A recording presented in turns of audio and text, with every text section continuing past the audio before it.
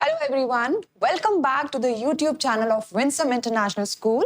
Last session में हम लोग कंटिन्यू कर रहे थे Nelson Mandela long walk to freedom, जो कि है chapter 2 of your first flight book. ठीक है, तो पिछले चैप्टर में हमने पिछले लास्ट सेशन के अंदर हमने स्टार्ट किया था the introduction to apartheid policy कि एक्चुअली अपार्थाइड पॉलिसी क्या थी. So it was a policy that was implemented और we can say that was imposed by the white supremacy over the blacks of South Africa. ठीक है, South Africa के जो लोग थे, just because of their dark skin tone, सिर्फ क्योंकि उनकी स्किन कलर जो था वो डार्क था, ब्लैक था, इसलिए उन्होंने एक ऐसी पॉलिसी को वहां इंप्लीमेंट किया, इम्पोज किया, जो कि थी अपार्थाइड पॉलिसी. ठीक है, and this policy was completely based on discrimination. पूरी तरह से डिस्क्रिमिनेट करने वाली थी, उनके राइट्स को स्नैच करने वाली थी, डोमिनेट करने वाली थी. और वाइट्स का जो बिहेवियर था towards the black people of South Africa वो बहुत ही हार्श और ब्रूटल था. ठीक है, but finally after the efforts of all the freedom fighters of South Africa के जितने भी फ्रीडम फाइटर्स थे, उन्होंने पूरा स्ट्रगल किया and finally blacks of South Africa they also attain freedom. ठीक है, उन्हें भी फ्रीडम मिली और free and democratic south Africa के जो पहले ब्लैक प्रेसिडेंट थे वो कौन थे? Nelson Mandela. ठीक है, और ये जो चैप्टर है ये उन्हीं की ऑटोबायोग्राफी में से एक्सट्रैक्टेड है और उस ऑटोबायोग्राफी का नाम क्या है? Long walk to freedom. ठीक है, आई होप ये कॉन्सेप्ट्स आपके क्लियर थे.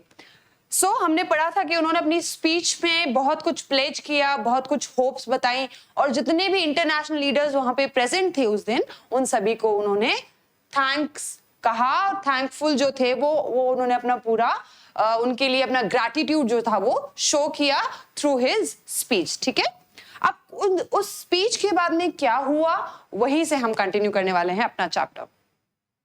A few moments later, we all lifted our eyes. A few moments later यानी कि कुछ देर बाद, उनकी स्पीच के कुछ देर बाद, we all lifted our eyes. Lifted मतलब ऊपर देखना, यानी कि सभी ने ऊपर देखा.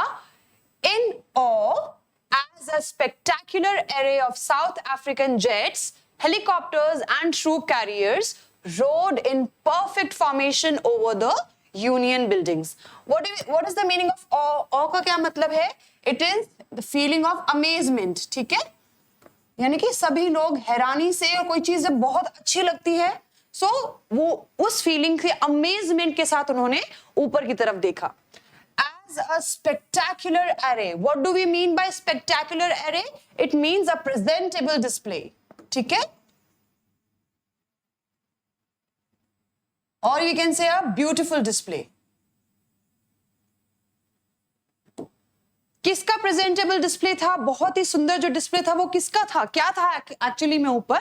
जेट्स, साउथ अफ्रीका के जो जेट्स थे, जो हेलीकॉप्टर्स थे और जितने भी ट्रूप कैरियर्स थे, उन सभी ने एक परफेक्ट फॉर्मेशन वहां बनाई थी. अगर आप लोगों ने कभी रिपब्लिक डे परेड, इंडिया की रिपब्लिक डे परेड जो है विटनेस की है, ठीक है, राजपथ पर, तो आपने नोटिस किया होगा कि एक इवेंट आता है that is on behalf of air force of India. ठीक है, इंडियन एयरफोर्स का जो डिस्प्ले होता है उसमें वो क्या करते हैं कि जितने भी इंडियन जेट्स होते हैं, प्लेन्स होते हैं, हेलीकॉप्टर्स होते हैं, तो वो अपना डेमोन्स्ट्रेशन वहां पे डिस्प्ले करते हैं. ठीक है, सिमिलरली इस दिन, बिकॉज ये तो बहुत ही इंपॉर्टेंट डे था उनके लिए, एक हिस्टोरिकल डे था साउथ अफ्रीका के लिए, तो उस दिन भी साउथ अफ्रीका की जो एयरफोर्स थी उन्होंने क्या किया? एक बड़ी ही सुंदर सी डिस्प्ले उन्होंने अपने जो हेलीकॉप्टर्स थे, जेट्स थे और ट्रूप कैरियर्स थे, उनके थ्रू उन्होंने वो दिखाया. It was not only a display of pinpoint precision and military force, but a demonstration of the military's loyalty to democracy, to a new government that had been freely and fairly elected. ये words आपको बार बार देखने को मिलेंगे जहां पे इस fact पे को एम्फसाइज किया गया है कि ये जो करंट गवर्नमेंट जो अभी इलेक्ट हुई थी, it was a democratic government, it was a non racial government, it was a freely and Fairlie elected government. ठीक है, क्यों? क्योंकि इस गवर्नमेंट को इलेक्ट करने के लिए कोई भी कोई भी बेस जो था वो यूज नहीं किया गया था, ना तो कास्ट का, क्रीड का, रेस का, रिलीजन का, ऐसा कोई भी बेस उसके लिए नहीं था. They just wanted a member, they just wanted a person who could be fair enough to them. ठीक है, जो कि उनके साथ में जस्टिस कर सके. ठीक है, अनलाइक द व्हाइट्स. तो वो जो spectacular array that was displayed by the south African air force, जो उन्होंने डिस्प्ले किया था, वो सिर्फ एक डेमोन्स्ट्रेशन नहीं था, एक प्रिसाइज फॉर्मेशन उनको नहीं दिखानी थी, वो एक एग्जाम्पल था, या वो एक एयरफोर्स का मैसेज था कि we are loyal towards our new government. ठीक है, वो एक मैसेज था. Or we can say that they also wanted to pay tribute to the current government कि we are loyal. The South African Air Force is loyal to this current freely and elected government. ठीक है? Only moments before, the highest generals of the South African Defense Force and police, their chests bedecked. Their chest bedecked with ribbons and medals from days gone by, saluted me and pledged their loyalty. What do we mean by bedecked? Bedecked means decorated. ठीक है? We have seen army officers and on their chests the ribbons and the medals are decorated. हमने देखे हैं ना, जो army officials होते हैं या जो police officials higher rank officials होते हैं, उनके यहाँ पे चेस्ट पे क्या बेडेक्ड, यानी कि जो रिबन्स और मेडल्स जो होते हैं, जो उन्होंने अपने लाइफ टाइम अचीवमेंट्स से उन्हें मिले होते हैं, वो उन सारे जनरल्स के और जो हाई रैंक्स ऑफिशियल्स थे, उन सभी के चेस्ट पे बेडेक्ड थे. और उन सभी ने क्या किया? They all saluted him. किसको सल्यूट किया? नेल्सन मंडेला को. Because now he was no more an ordinary man. वो एक अब आम आदमी नहीं रह गए थे. Now he was the president of South Africa. ठीक है, तो उस रिस्पेक्ट के लिए they saluted and they pledged their loyalty towards their nation. I was not unmindful of the fact that not so many years before they would not have saluted, but arrested me. यहां पे वो एक बहुत important चीज की तरफ ध्यान ले जा रहे हैं. अनमाइंडफुल का मतलब होता है अनअवेयर. मैं इस बात से अनअवेयर नहीं हूं. ठीक है, अनमाइंडफुल का मतलब क्या हो गया?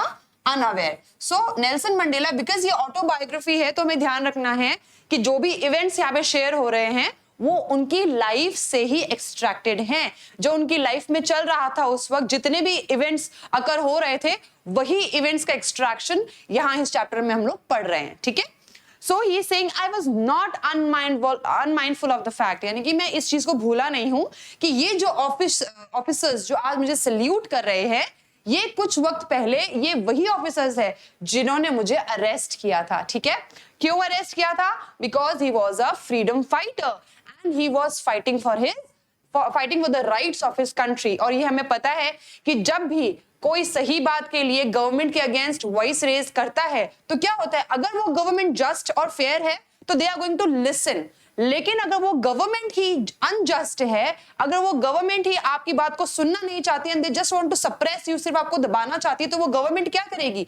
वो गवर्नमेंट ये एक्शंस लेगी कि आपकी वॉइस को सप्रेस करने के लिए they are going to send forces to arrest you so that आपकी वॉइस कभी रेज नहीं कर सके आप. ठीक है, though it is not a crime to raise your voice against what is going wrong, लेकिन क्योंकि गवर्नमेंट एक पावरफुल, जब एक पावर में आ जाती है, उसके पास एक अथॉरिटी होती है लोगों के पास में, ऐसे लोगों के पास में जो कि कॉमन लोगों की बात को सुनने की बजाय उसको सप्रेस करती है, उसको दबाती है, तो फिर क्या होता है? उस जगह पे ऐसी चीजें होती है, जो ऐसे स्ट्रॉन्ग लीडर्स होते हैं उनको अरेस्ट कर लिया जाता है, बिकॉज ये वही लोग होते हैं जो कि कॉमन पब्लिक की वॉइस को रिप्रेजेंट करते हैं. ठीक है, तो यहाँ पे नेल्सन मंडेला उसी इवेंट को शेयर कर रहे हैं कि ये वही ऑफिसर्स हैं आज जो मुझे सल्यूट कर रहे हैं, because I am designated as a president. तो आज जो मुझे सल्यूट कर रहे हैं, कुछ वक्त पहले यही वो ऑफिसर्स थे जिन्होंने मुझे अरेस्ट किया था. Finally, a chevron of Impala jets left a smoke trail of the black, red, blue, green, gold of the new South African flag. यानी कि साउथ अफ्रीका का जो न्यू फ्लैग था, वो सभी वही कलर स्मोक जो थी, वो साउथ अफ्रीका के जेट्स जो थे वो स्काई में डिस्प्ले कर रहे थे, आसमान में उसको डिस्प्ले कर रहे थे. फॉर रेफरेंस मैंने यहाँ पे आप लोगों के लिए क्या किया है, ये साउथ अफ्रीका का फ्लैग है जो मैंने यहाँ फॉर रेफरेंस, सो दैट आप भी देखो कि कैसा था, कैसा है साउथ अफ्रीका का फ्लैग. और क्या क्या कलर्स जो थे वो डिस्प्ले किए गए by the south African air force. ठीक है, तो this is south African flag and you can see the colours red, green, yellow, blue, white, black. ठीक है, सो ये जो कलर्स थे वो आसमान में डिस्प्ले किए गए। किसने डिस्प्ले किए? South African air force. ठीक है, so chevron of Impala jets, Impala jets क्या है? नाम है। और व्हाट इज शेवरॉन? जो वी शेप होती है, ठीक है, उसको शेवरॉन बोलते हैं। तो जो जेट्स थे, जितने भी जेट्स थे, उन्होंने क्या कर ली थी? एक we formation. You can just imagine कि ये जेट्स है, हालांकि नहीं है, लेकिन इमेजिन कीजिए ये जेट्स है। ठीक है, और ये सारे जेट्स जो है वी फॉर्मेशन के अंदर दे वर फॉर्मिंग इन द स्काई। और यहाँ पे क्या कलर्स थे? यही कलर्स थे जो कि साउथ अफ्रीका के फ्लैग में प्रेजेंट होते हैं। Clear? So I have used this image of Impala jets as a reference, ताकि आप लोगों को आइडिया लगे कि इम्पाला जेट्स जो थे साउथ अफ्रीका के वो कैसे थे और क्या कलर था। Fine, alright.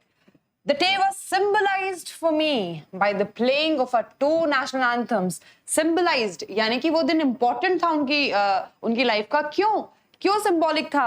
क्यों that the day was marked an important day for him?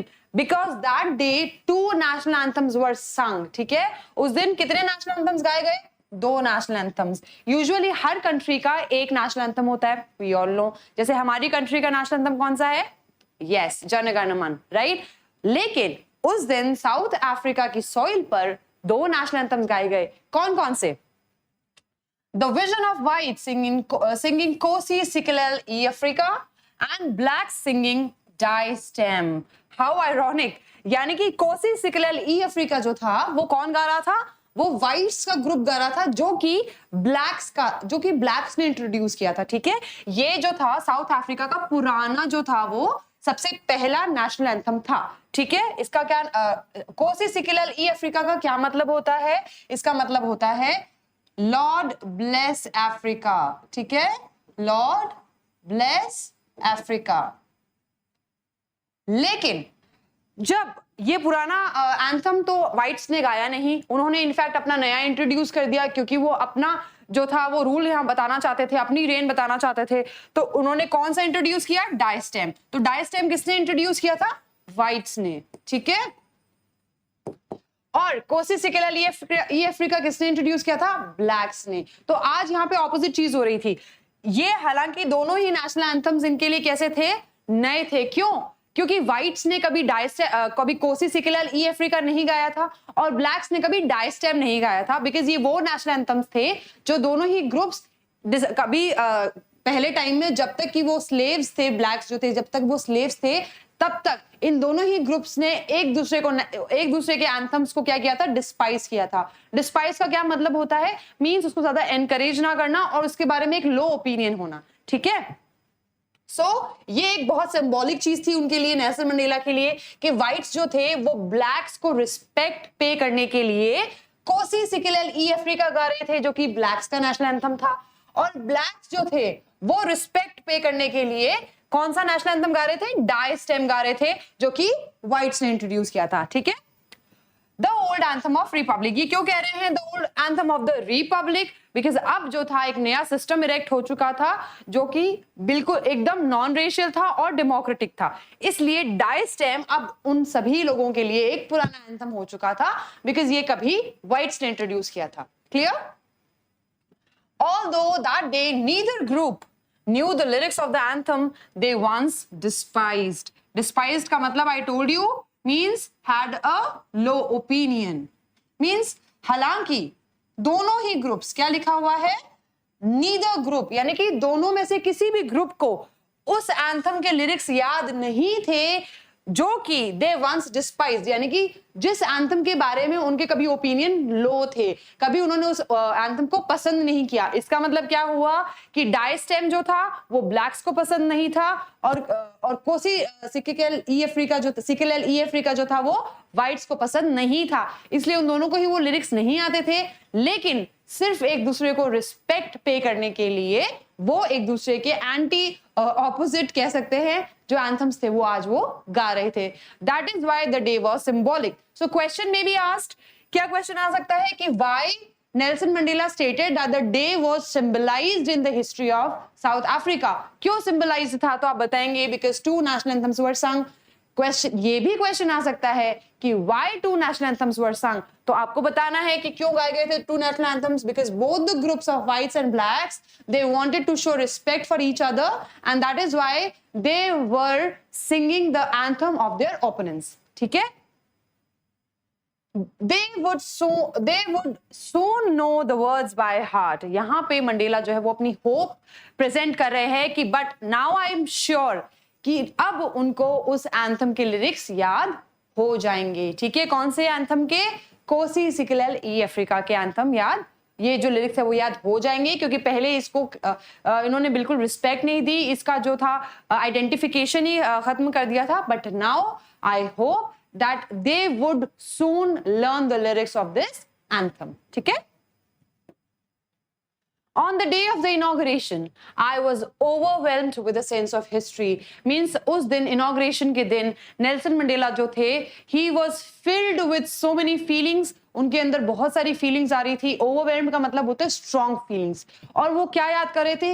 History में, यानी कि पास्ट डेज में उन्होंने जो स्ट्रगल किया है इस दिन को अटेन करने के लिए, इस वजह से ये फीलिंग्स जो थी, ये इमोशंस जो थे, उनके अंदर बार बार आ रहे थे.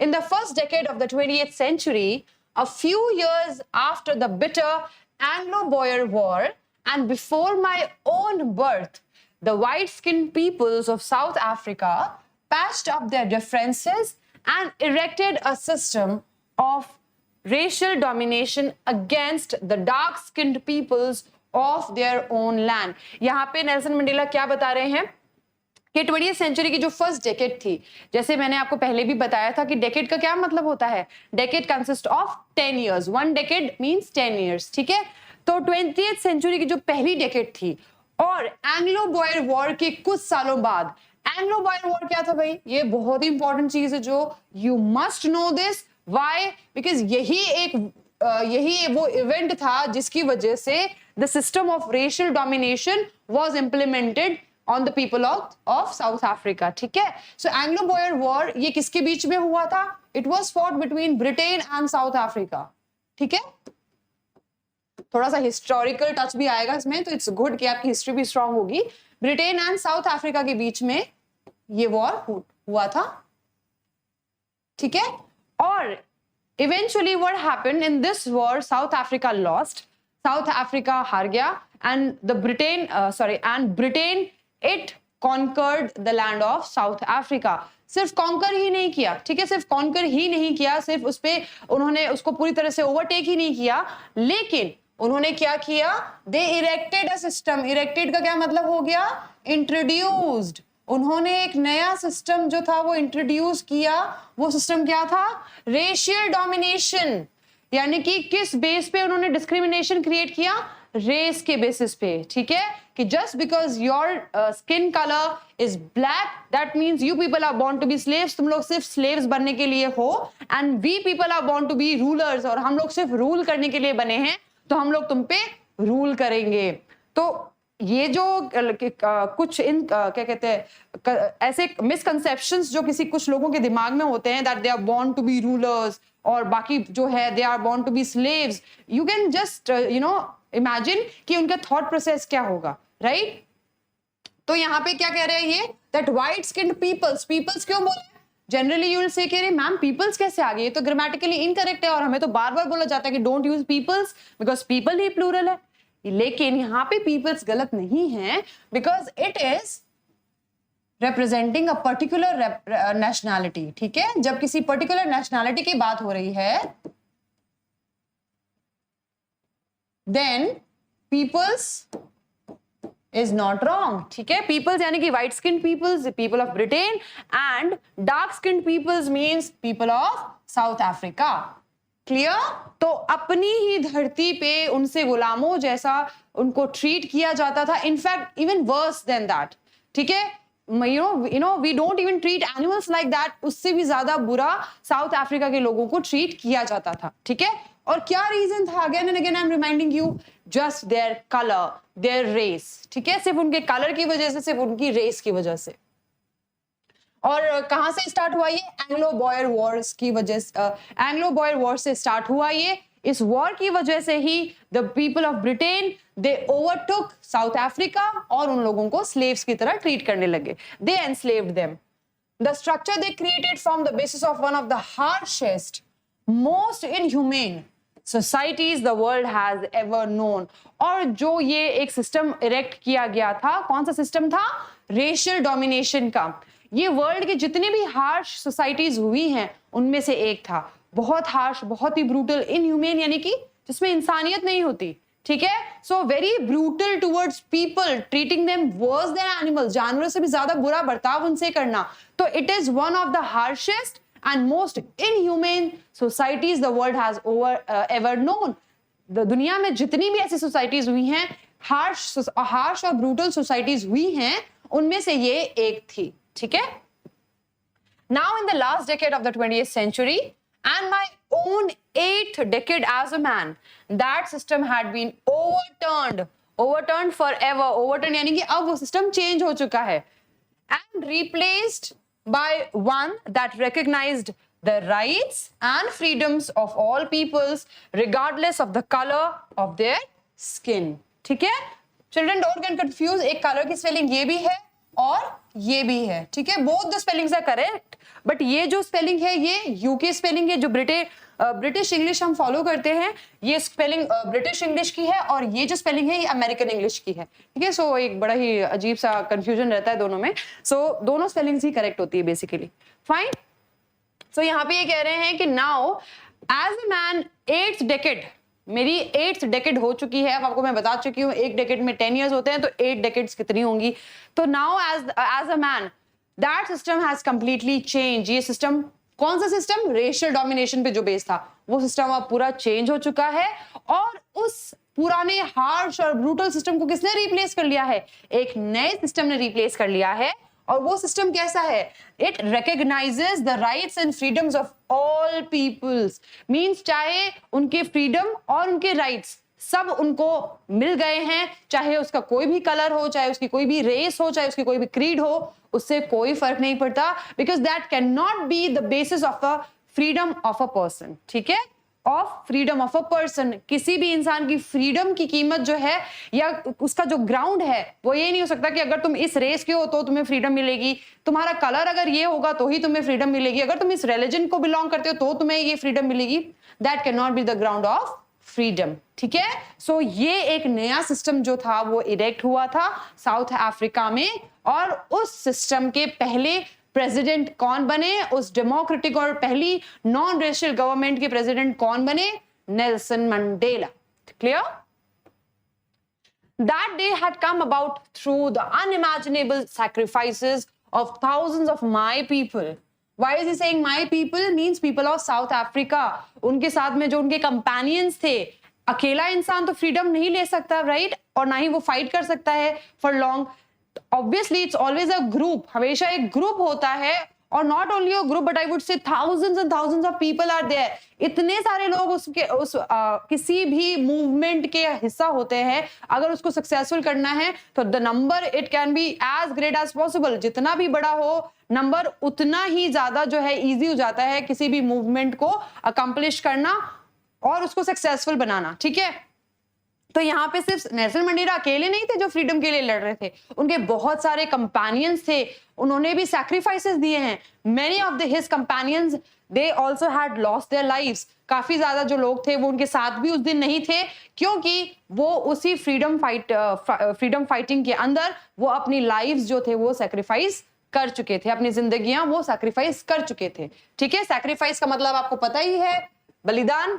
People whose suffering and courage can never be counted or repaid.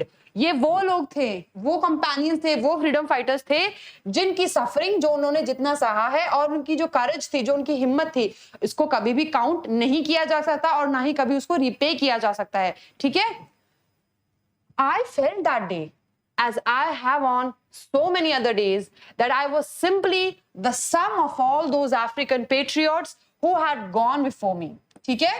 तो नेल्सन मंडेला कहते हैं कि मैं उस दिन भी वही सोच रहा था जो कि मैं बाकी दिनों में सोचा करता था, कि आज मैं जो भी हूं या आज हम ये जो दिन देख रहे हैं, it was simply the sum sum का क्या मतलब होता है, you all know the meaning of sum, जो एडिशन होता है, ठीक है, एडिशन के बाद में जो लास्ट में रिजल्ट आता है। तो ये जो सम था, यानी कि ये टोटल रिजल्ट जो था वो किसका था, जितना भी उन लोगों ने स्ट्रगल किया है, उसके नेल्सन मंडेला के जितने कंपेनियंस थे, ठीक है, जितने भी फेलो मैन थे, उन सब ने जितना सैक्रिफाइस किया है, जितने स्ट्रगल्स किए हैं, ये उन्हीं स्ट्रगल्स का एक रिजल्ट था कि आज वो लोग वहां पे फ्री खड़े थे, अपने फंडामेंटल राइट्स के साथ खड़े थे, ठीक है। That long and noble line ended and now began again with me. I was pained that I was not able to thank them and that they were not able to see what their sacrifices had wrought. यानी कि उनको इस चीज का बुरा लग रहा था कि आज वो लोग यहाँ पे प्रेजेंट नहीं है इस फ्रीडम को एंजॉय करने के लिए और ये देखने के लिए कि उन्होंने जितने एफर्ट्स लगाए हैं उन एफर्ट्स का रिजल्ट क्या आया है, ठीक है, क्या नतीजा निकला है, वो आज ये लोग देखने को, वो लोग ये रिजल्ट देखने को नहीं है, मेरे साथ नहीं है, ना ही वो विटनेस कर पा रहे हैं उस चीज को। तो ये चीज उनको बड़ा ही पेन कर रही थी, बड़ा ही उनको अंदर से दर्द महसूस हो रहा था। And he was feeling unhappy for that कि my companions who had struggled so hard for this freedom, this day they are not with me, वही लोग आज मेरे साथ नहीं हैं। The policy of apartheid created a deep and lasting wound in my country and my people. So he's saying कि जो apartheid policy है, ये ऐसी चीज नहीं है कि अब चलो अब आज खत्म हो गई है, आज सब कुछ नया स्टार्ट होगा, नो। वो जो पॉलिसी थी उसने एक डीप और एक लास्टिंग वूंड का मतलब यू ऑल नो घाव, ठीक है, तो एक बहुत ही गहरा घाव छोड़ा है मेरे देश पे, मेरे लोगों पे, जो इतनी जल्दी और इतनी आसानी से नहीं जाएगा। All of us will spend many years, if not generations, recovering from that profound hurt. Profound का मतलब होता है deep, ठीक है, कि ये जो गहरा दर्द और गहरा घाव हम सब पे हुआ है, तो कुछ साल लगेंगे इससे निकलने में, क्योंकि उसके जितने भी कॉन्सिक्वेंसेस फेस किए हैं लोगों ने, उनके चाहे वो मेंटल हैरेसमेंट हो, चाहे वो फिजिकल हैरेसमेंट हो, उन्हीं लोगों को पता है कि अब वो वापस इससे कब निकल पाएंगे, ठीक है, because it is not that easy कि आप किसी मेंटल ट्रॉमा में थे, आपको कोई कॉन्स्टेंटली फिजिकली टॉर्चर कर रहा था, मेंटली टॉर्चर कर रहा था, आपसे आपके सारे राइट्स ले लिए गए थे, आपको ये भी नहीं पता था आपको क्या पढ़ना है, आपको कब तक बाहर रहना है, आपके सारे राइट्स आपके पास नहीं थे। तो अब उस चीज को वक्त लगेगा कि आप उस लेवल तक पहुंचे कि yes now everything is normal. आज से ही सब कुछ नॉर्मल होना पॉसिबल नहीं है। दो द फाउंडेशन वॉज लेड, हालांकि नींव डाली जा चुकी थी कि आज से सब कुछ अच्छा होगा और आज से सब कुछ चेंज्ड वे में होगा। But the decades of oppression and brutality had another unintended effect, and that was that it produced the Oliver Tambos, the Walter Sisulu, the Chief Luthulus, the Yusuf Dadus, the Bram Fishers, the Robert Sabukwas of our time, men of such extraordinary courage, wisdom and generosity that their like may never be known again. He's saying that decades of oppression. What is oppression? Oppression क्या होता है?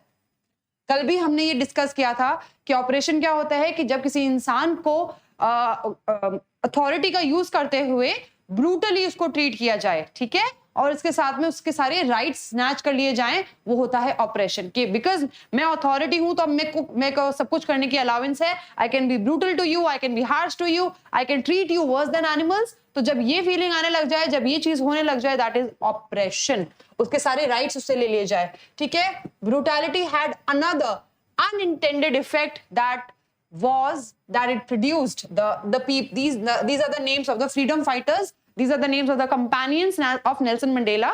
Nelson Mandela के साथ में जो बाकी के freedom fighters थे, ये उनके नाम है, ठीक है। तो ही सेइंग कि सिर्फ ऐसा नहीं था कि जो वो ब्रूटैलिटी हुई, जो इतने डेकेड्स का जो ऑपरेशन था, उससे एक रिजल्ट निकला। वो क्या था कि extra ordinary man of courage जो थे वो पैदा हुए, यानी कि हिम्मत उनकी साधारण हिम्मत नहीं थी, वो करेज जो थी वो एक्स्ट्रा ऑर्डिनरी लेवल की थी करेज, ठीक है। और ये सारे वही लोग हैं जिन्होंने एक्स्ट्रा ऑर्डिनरी करेज बताई, अपनी करेज जो थी वो शो की, wisdom, generosity, that their like का मतलब होता है उनके जैसा, ठीक है। Means the people like them may never be known again, means इतने सालों के ऑपरेशन की वजह से, इतने सालों की ब्रूटैलिटी की वजह से ये these main of extraordinary wisdom, courage and generosity were born. ये सारे लोग सामने आए और इस तरह से इन लोगों ने अपनी करेज को डिस्प्ले किया कि people like them, their like means people like them may never be known. ऐसे लोग अब कभी दुनिया में पैदा नहीं हो सकते जिनके पास इतनी एक्स्ट्राऑर्डिनरी करेज हो, एक्स्ट्राऑर्डिनरी विजडम हो और इतने ज्यादा जेनरस हो। ठीक है, perhaps it requires such depths of oppression to create such heights of character. Very important. Question can be asked from this. ठीक है, क्वेश्चन आ सकता है, this line can be given and it could be asked कि कैसे इसको explain करो, what is the meaning. Requires such, perhaps it requires such depths of oppression to create such heights of characters. Means अगर ऐसा character create करना है, इतनी height का, इतनी ऊंचाई का कैरेक्टर क्रिएट करना है, हाइट यहाँ पे जो है हम लोग वैसे बात मेजरमेंट की बात नहीं कर रहे, हाइट्स ऑफ कैरेक्टर मींस यानी कि बहुत ही एक्स्ट्रा ऑर्डिनरी और बहुत ही स्ट्रॉन्ग कैरेक्टर अगर बिल्ड करना है, उसके लिए क्या रिक्वायर होता है, उसके लिए रिक्वायर था डेप्थ ऑफ ऑपरेशन। मतलब जो जिस तरह से जितनी हार्शली उनके साथ में ट्रीट किया गया, यानी कि ऐसा नहीं था कि बस हल्का सा उनको गलत उनके साथ मिसबिहेव किया गया और वो इतना स्ट्रांग और इतना करेजियस लोग बन गए। नहीं, उनके साथ भी इतना ही गहरा, इतने ही लेवल का, इतने ही हाई लेवल का टॉर्चर हुआ था। ठीक है, और उस टॉर्चर को सहते सहते, उस हाई लेवल की टॉर्चर को सहते सहते ये लोग they all became the personality of such level. ठीक है, these all people attain this height of character. So इसका मतलब, इस लाइन का क्या मतलब हुआ, इट्स नॉट इजी। आपके साथ भी कुछ इतना बुरा हुआ है that force you to become a man like that. उसको अपोज करने के लिए आपको और भी ज्यादा स्ट्रांग बनना पड़ेगा। ठीक है, कि कोई स्ट्रांग एक्टिविटी आपके साथ में हुई है, उस स्ट्रांग एक्टिविटी को अपोज करने के लिए you have to become stronger than that. ठीक है, my country is rich in the minerals and gems that lie beneath its soil. ठीक है, साउथ अफ्रीका, everyone knows कि साउथ अफ्रीका किसके लिए फेमस है? South Africa for the minerals and gems. We all know diamonds are found in South Africa, right? Beneath its soil. ठीक है, इसकी जो मिट्टी है उसके नीचे मिनरल्स और जेम्स मिलते हैं। जेम्स का मतलब क्या है? I already told you, colourful diamonds जो होते हैं ना, कलरफुल डायमंड्स, उनको जेम्स बोलते हैं। But I have always known that its greatest wealth is its people. Greatest wealth, लेकिन साउथ अफ्रीका की क्या है? बाकी लोगों के लिए होगा जेम्स और मिनरल्स के लिए फेमस, लेकिन अकॉर्डिंग टू नेल्सन मंडेला, उनकी कंट्री की जो ग्रेटेस्ट वेल्थ थी वो क्या थी? It's people. वहां के लोग, साउथ अफ्रीका के जो लोग थे, वही उनकी असली वेल्थ थी। Finer and truer than the purest diamonds, यानी कि डायमंड्स से भी प्योर वो लोग थे। कौन? साउथ अफ्रीका के। It is from these comrades, comrades means warriors. ठीक है, कॉमरेड्स का मतलब क्या होता है? Warriors. In the struggle that I learn the meaning of courage. और इसी, जब मैं फ्रीडम फाइटर, इस फ्रीडम फाइट में साथ में था, मेरे साथ में ये सारे कंपेनियंस थे, इन्हीं से मैंने सीखा कि आखिर करेज होती क्या है। ठीक है, time and again I have seen main and women risk and give their lives. और मैंने बहुत बार देखा कि कई बार मेनी मेन एंड वुमेन, बहुत सारे आदमियों ने और औरतों ने भी अपनी लाइफ को सैक्रिफाइस कर दिया। क्यों सैक्रिफाइस कर दिया? To get this freedom. इस फ्रीडम के लिए उन्होंने अपनी लाइफ को सैक्रिफाई कर दिया। फॉर एन आइडिया, सिर्फ एक आइडिया रखा गया था कि अगर हम ये करेंगे तो हमें फ्रीडम मिल सकती है। उस आइडिया के लिए they did not care for their lives, उन्होंने अपनी जिंदगी की परवाह नहीं की। And without thinking any, without giving any second thought, कुछ और सोचे बिना उन्होंने अपनी लाइफ सैक्रिफाइस कर दी उस आइडिया के लिए। आइडिया क्या था? It was an idea of freedom. ठीक है, it was an idea of freedom. I have seen main stand up to attacks and torture without breaking, showing a strength and resilience that defines the imagination. He's saying, मैंने लोगों को देखा है जो constantly उन पे जो torture हो रहा है वो उसको bear कर रहे हैं, वो उसको सह रहे हैं and not breaking up, लेकिन टूट नहीं रहे हैं, अपनी हिम्मत को जाने नहीं दे रहे हैं। Means they are not ready to bow against the whites. वो अपना सर झुकाने को तैयार नहीं है whites के सामने, और वो एकदम still खड़े हैं कि चाहे तुम कुछ भी कर लो, we are not going to move back. हम लोगों को freedom चाहिए and we will get it for our future generations. Clear? I learned that courage was not the absence of fear, but the triumph over it. It's a very important line, children. See, what is the courage? What is courage? ठीक है? Courage was not the absence of fear. हिम्मत वो नहीं है कि आपके अंदर आपको डर ही नहीं लगता. वो हिम्मत नहीं हो सकती कि मुझे तो किसी चीज से डर नहीं लगता, तब आप courageous नहीं हो. But the triumph over it. Triumph का क्या मतलब होता है? Victory. ठीक है, ट्रायम्फ का मतलब विक्ट्री, यानी कि करेज वो है कि आपके अंदर कोई डर है और आपने उसको ओवरकम कर लिया है, आपने उसके ऊपर विक्ट्री ले ली है, वो होती है करेज. इट्स नॉट लाइक मुझे तो किसी चीज से डर नहीं लगता. No, you can't be a courageous person. आप तभी करेजियस हो, मुझे इस चीज से डर लगता है बट मैंने फिर भी ये चीज की. That is what courage mean to Nelson Mandela. The brave man is not he who does not feel afraid, but he who conquers that fear. ठीक है, ब्रेव आदमी वो नहीं है जिसको डर नहीं लगता, बट वो है जो उसको ओवरकम कर लेता है या जो उसको कॉन्कर कर लेता है. No one is born hating another person because of the color of his skin or his background or his religion. Means जब हम पैदा होते हैं, या आप किसी छोटे बच्चे का एग्जाम्पल ले लीजिए, जब वो पैदा होता है उसको नहीं पता होता what is color, what is caste, what is creed, what is religion, उसे नहीं पता होता. इनफैक्ट आप एक बच्चे को पार्क में लेके जाएंगे तो वो हर तरह के लोगों के पास जाने की करेगा, बिकॉज उसको डिफरेंसेस क्या होते हैं नहीं पता.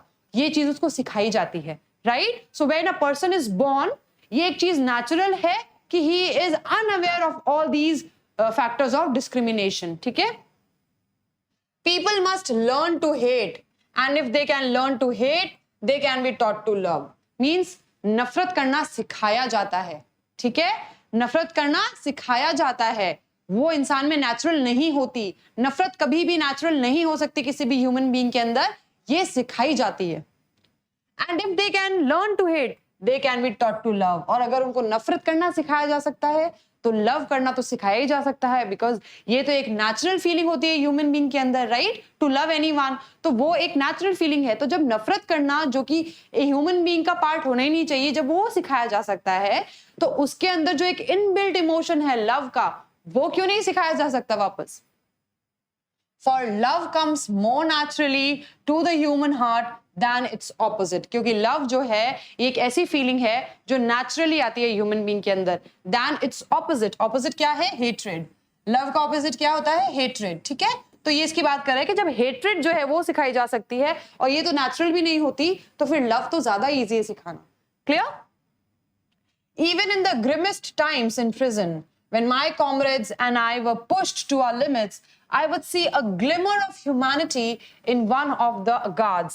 Perhaps just for a second, but it was enough to reassure me and keep me going. Means he is saying that ये जो कुछ इवेंट्स ऐसे हुए मेरी लाइफ के अंदर जो जहां से मुझे एग्जाम्पल मिले हैं और जहां से मुझे एक हिंट मिला है कि नहीं, लव एग्जिस्ट्स. ठीक है, प्यार जो है वो है. जो ये बताते हैं कि जब मुझे और मेरे जितने भी साथी थे जो जेल में हुआ करते थे, when we were pushed to our limits. pushed to our limits means मतलब इतना टॉर्चर किया जाता था that would be impossible for a normal human being to bear. कोई साधारण इंसान उसको बर्दाश्त नहीं किया कर सकता. जब उनको इतना ज्यादा टॉर्चर किया जाता था तो ही इज सेइंग कि उन्होंने एक ग्लिमर, ग्लिमर मींस ग्लिम्स, ठीक है, हल्की सी झलक देखी है उन्होंने.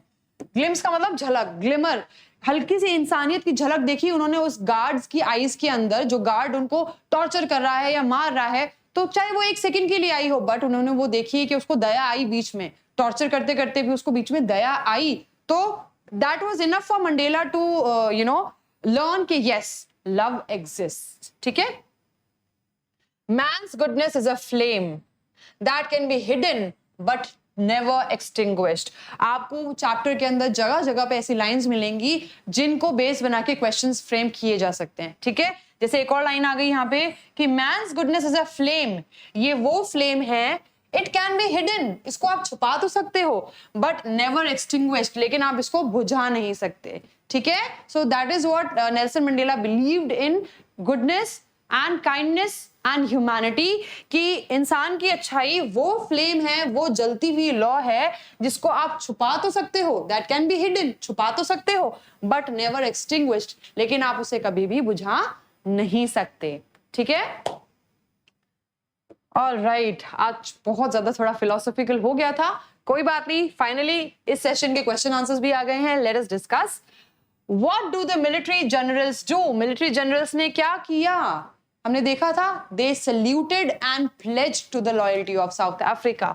थोड़ा सा पीछे चले गए हैं हम, but still ये हमें थोड़ा रिविजन करने का मौका देगा. क्या किया उन्होंने? They saluted. Children, I'm just giving hints. यहाँ पे मैं सिर्फ hints या आपको थोड़ा सा आइडिया लग जाए आंसर लिखने का, वो ही मैं लिखती हूँ. तो प्लीज जब आप आंसर्स फ्रेम करें, try to write in your own language. अपनी खुद की लैंग्वेज में इसको मॉडिफाई करके लिखें. They saluted and pledged to the loyalty of South Africa. Clear? All right.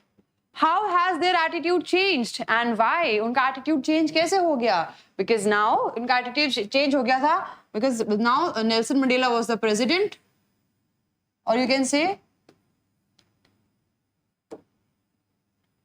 a new government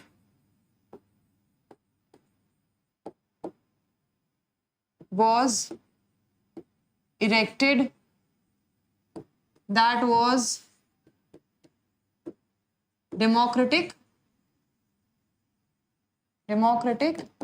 and non-racial.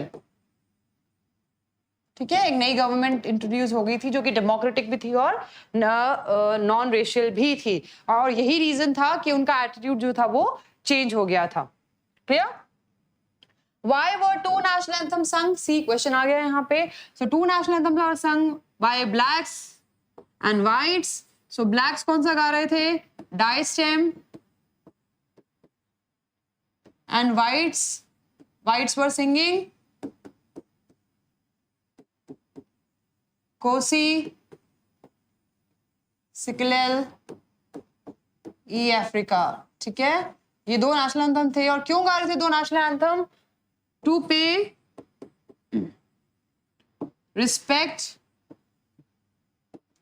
To each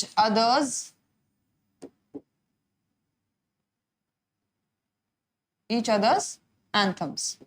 ठीक है, एक दूसरे को रिस्पेक्ट देने के लिए या एक दूसरे के एंथम्स को रिस्पेक्ट देने के लिए ये दो नेशनल एंथम्स गाए गए. ठीक है, मैंने सिर्फ नाम पूछे नहीं है बट स्टिल मैंने नाम लिख दिए हैं ताकि एक रिवीजन हो जाए आपका. Clear? How does Mandela describe the systems of government in his country in the first decade? First decade में क्या था भाई? फर्स्ट डेकेड में हमने पढ़ा था कि ये यहाँ पे जो था वो साउथ अफ्रीका की जो एंग्लो बॉयर वॉर की वजह से the whites conquered, right? Whites conquered South Africa and imposed a system of racial domination, right? Racial domination. Clear, children? All right. In the final decade क्या थी जो वो खुद वहां खड़े थे? A new, तो सेकंड का ये हो जाएगा a new non-racial and democratic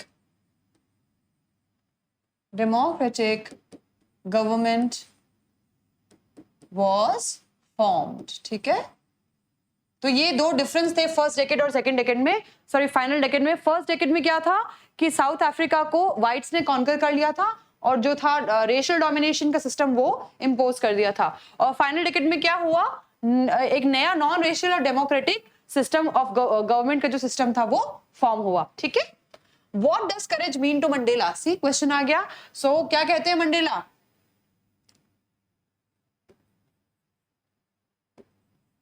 आप ऐसे भी लिख सकते हो, according to Mandela, courage does not mean absence of fear, but triumph over it. But Triumph का मतलब पहले भी बताया मैंने, विक्ट्री. ठीक है, ट्रायम्फ ओवर इट. यानी कि करेज का मतलब ये नहीं है कि आपको डर नहीं लगता, बल्कि ये है कि आप उस चीज को ओवरकम कर सको, उस डर को आगे बढ़ सको। जैसे बोलते ना, डर के आगे जीत है। क्लियर? हमेशा नहीं होती, but still you should try to overcome that. Which does he think is natural, to love or to hate? Very easy. He thinks that to love is natural. Clear? All right. So I hope this is enough for today's session, and आपको time लगेगा अभी इसको go through करने में, so that you know each and every concept is clear. यहाँ पे काफी सारी ऐसी लाइन्स है जो बहुत इंपॉर्टेंट है और जिसमें से क्वेश्चंस फ्रेम किए जाते हैं और नेक्स्ट अपकमिंग एग्जाम्स में भी किए जा सकते हैं। Clear? So please go through it, you know, listen to it again and again, watch the video again and again, so that your concepts become clear और चैप्टर पूरा क्लियर हो जाए इससे पहले कि हम नेक्स्ट चैप्टर को पढ़े। Clear? I hope this session was informative for you, and आपने नेल्सन मंडेला के बारे में जो पहले नहीं सुना होगा वो अभी आपको इन्फॉर्मेशन मिली है। ठीक है? बिकॉज कभी कभी सिर्फ लिटरेचर के पॉइंट ऑफ व्यू से नहीं देखना चाहिए, ये भी देखना चाहिए कि यस हमारी जो नॉलेज है वो भी जो है वो भी एनहांस हो रही है। Clear? All right, children, see you in the next session. And in the next session, most probably we are going to complete this chapter, chapter 2, that is Nelson Mandela, Long Walk to Freedom. All right, then take care and see you in the next video. Goodbye. Take care.